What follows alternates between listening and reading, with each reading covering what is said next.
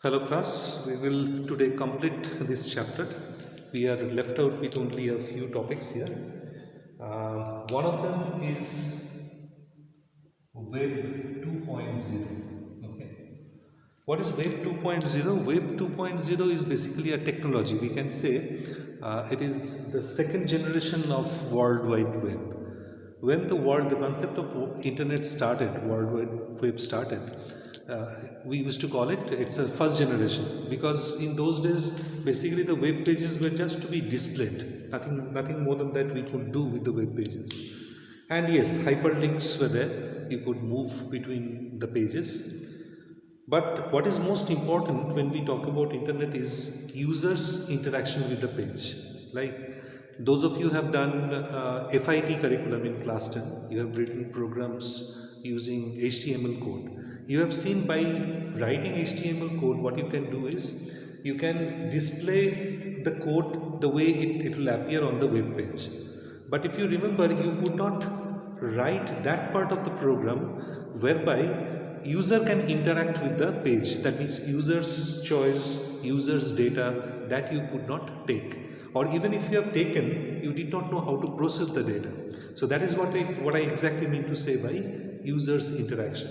So users' interactions were increased a lot more as the time passes. So from the time we started having this facility in the web pages whereby user could also take part, in the sense user could interact with the web page, user could basically choose various kinds of things. That era or that technology comes under this Web 2.0. Not only the user's interaction, one more thing Web 2.0 talks about, that is the way basically we do various things in the social networking sites. The tremendous development of social networking sites and these features that are also possible because of Web 2.0. Just like the way in Facebook, every now and then we can change our status, we can create a new profile, we can share our photographs or the videos with many others. But for that, do we need to know the technology behind it? No, we don't have to know the technology behind it. We just click on the options, various buttons that are there, and we can post our whatever we want to post. We click on the button post, and then we can also like share our photographs, videos, text, whatever we can. So this mechanism is also possible because of this web technology 2.0. Another contribution of Web 2.0 is in the area of cloud computing. In the cloud computing, not only like means, I mean to say that the way we store the data in the cloud. Okay, we can keep the backup of our entire hard disk or our personal photographs, videos in the Google Drive. I'm not only talking about that. This is definitely a mechanism which has been possible after the development of Web 2.0. But also I'm talking about simple like the web applications like the Google Sheet, Google Doc. Google Doc and Google Sheet are exactly similar to your MS Word and MS Excel. Just the web version of that. Most of the features, almost like basic features, almost all the features you'll find in Google Doc and in Google Sheet. What happens in the Google Doc and Google Sheet, the most wonderful thing is that if the one file is there in the cloud, many people can use it at the same time. Okay, a single copy can be used by many users at the same time. This particular facility is also possible because of the introduction of Web 2.0. Fine. Next thing which we are going to talk about is a term called web scripting. Okay. Web scripting. What is script? Script is basically, you can say, a group of commands, a group of programming lines which are put together and embedded in a web page. For example, if I am talking about a simple web page where you have given me a form to fill up, and at the end you have given me a button, submit or cancel. This kind of buttons we get to see in the web pages. So what happens when we click on the button submit, whatever the data we have input in the form, that is basically submitted, that is basically taken forward. Maybe that is used in the website's database or whatever they want to do, they do. So basically to do that, you need to have a code written for that. This is what exactly I was talking about, that the difference between HTML and users' interaction with the web page. HTML can only display the web page. It cannot increase or it cannot suggest how to interact with the web page. For that, you need scripting. Fine. That means it's a kind of programming technique by which you can embed the code with a particular element. Like in a web page, if you have a command button, fine. So this command button can be displayed by using HTML command. Okay, by HTML tags. But if I click on the command button, what will happen? That HTML codes will not be, or HTML tags will not be able to handle. In that, you need scripting. That means I need to write a small programming or a small script against the click event of this button. If I click on this, then what will happen? These programming lines or the script, what I'm meaning to say, will execute. Fine. So web scripting generally means embedding a group of programming lines or tagging along a group of programming lines against a particular element that we get to see on the web pages. It can be a button, it can be a text box, it can be radio buttons. Okay, if you write code against that, that is called the web scripting. The web scripting basically happens two ways. There are two types of web scripting. Mainly you have to know that. Okay, one is called client-side scripting, another is called server-side scripting. There are two parts of it, server-side scripting and client-side scripting. Now, who is client and who is server?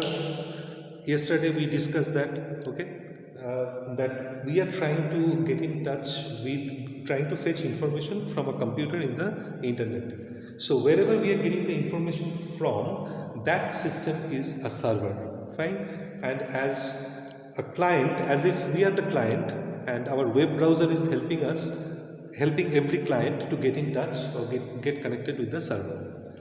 So now you can make out what I mean to say by client side and what I mean to say by server side.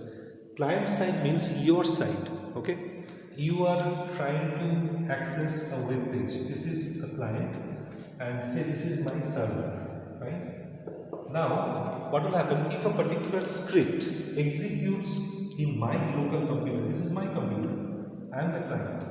If the script executes by my particular web browser in my local computer, then it is called client-side scripting. That means when I will download the web page, when I will get load, when I am requesting for a particular web page, doesn't matter whatever it is. When the web page got loaded, that particular script also got loaded. That script is there in my memory, right?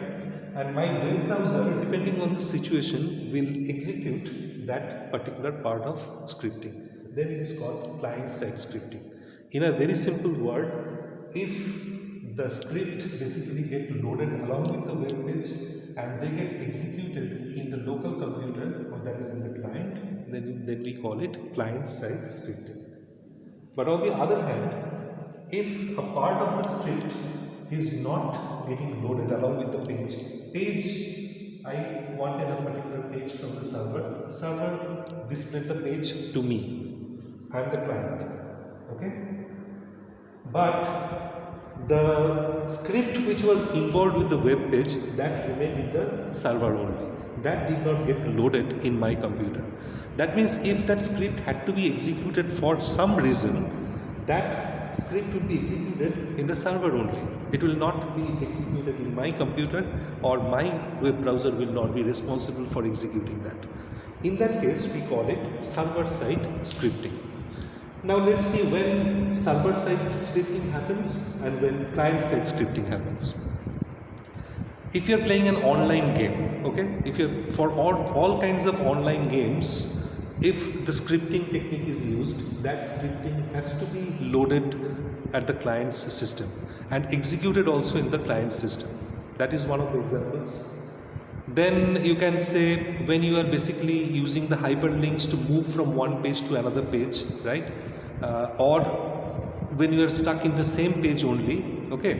For example, when you are reading, say, a normal text in the Wikipedias, various times you come across the keywords with underlined, hyperlink is given. So if you click on that, then you go to the Wikipedia, you must have noticed that you go to that particular portion of the web page where instruction regarding to that is given. Okay. So you can be there in the same page, or it might take you to a different web page which is connected to this. These kind of things, if the pages are loaded, when you loaded the complete web page, then it is called a client-side scripting. Fine. Or as a matter of fact, say the entire page has been given to me. There are 5 pages altogether got loaded. Fine. And I got an option in my in my web browser or the page which I was viewing. That gave me an option: watch all the videos, watch all the audios, watch all the comments. These 3 messages I got. These 3 buttons basically. So when I clicked on the videos, I got the list of all the videos which are available. When I clicked on the audios, I got list of all the audios available like this. So that is basically a kind of server-side scripting, because one page displayed the design of the whole thing, and depending on what I selected from page number 1, it took me to page number 1, page number 2, or page number 3, or page number 4, and page number 5, depending on my choice. That also can be an example of client-side scripting. But server-side scripting is not that. Server-side scripting, what will happen? Here the web pages all will not be loaded together. I'm giving you a good example. For example, if I try to use my online banking site, okay? Online banking site, usually when we go net banking site, it asks us for our login and password. Now, if I give my correct login and password from the client end, it has to be checked in the server's end, because I am the correct user or not, that my password is correct or not, that only can be verified in the server. Okay, so when it is verified in the server, then only I will be able to see the next page, that is my account details, what kind of transactions I made, etc, etc. But if I made a wrong entry in login and password, then obviously my server will not generate that page for me. So this kind of scripting happens at the server's end, depending on what kind of input I have given. So depending on user's selection or client's selection or client's choice, if a page has to be released from the server's end, or if any program has to be executed from the server's end to decide the next course of action, then it is called server-side scripting. Fine. One year, I think a short question came from this. They gave some name of some scripting language as an example, and they told children to categorize them. Okay, client-side scripting, basically HTML, we are very much familiar with. CSS is a kind of programming technique which comes along with HTML, which basically takes care of the designing of the HTML pages. And apart from these two, JavaScript, okay, it's a very, very powerful scripting language. JavaScript, VBScript. But actually what happens, the JavaScript is a kind of a scripting language which can be categorized as both client and server-side scripting. So with JavaScript, it's a bit difficult to say. Similarly, PHP and JavaScript, these two, they can be categorized as both client-side and server-side scripting. But HTML, CSS, they are purely client-side scripting language. And server-side scripting language, other than this PHP and JavaScript, I told you, they can be used to do server-side scripting also. Other than there are examples like Perl. Right? Perl is a very popular language, which is a scripting technique which is used to do server-side. Then you have JSP, okay, ASP. Fine. These two are basically purely server-side scripting. So that is all about web scripting.